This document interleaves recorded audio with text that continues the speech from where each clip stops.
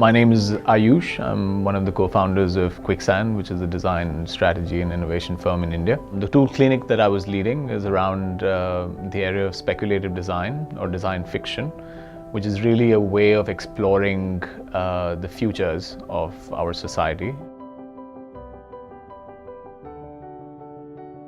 So the way to think of futures is, very simply put, is if you are engaged in a certain activity today, to really project and say, what is it going to become in a year or 2 years' time?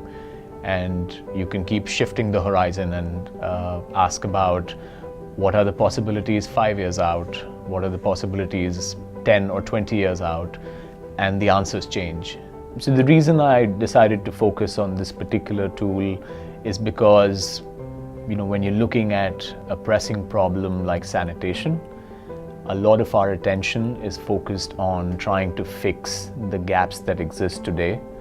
But for a problem that has multiple dimensions and multiple kind of variables that affect it, it's important to be able to look a little further out as a way of evaluating whether things that are being discussed today are really heading us in the right direction.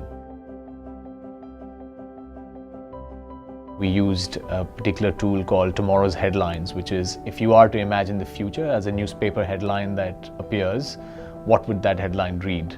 It creates a new level of engagement because oftentimes people are not able to visualize or imagine future, but when you create an artifact that people can relate to, it certainly opens the door to a more imaginative discussion.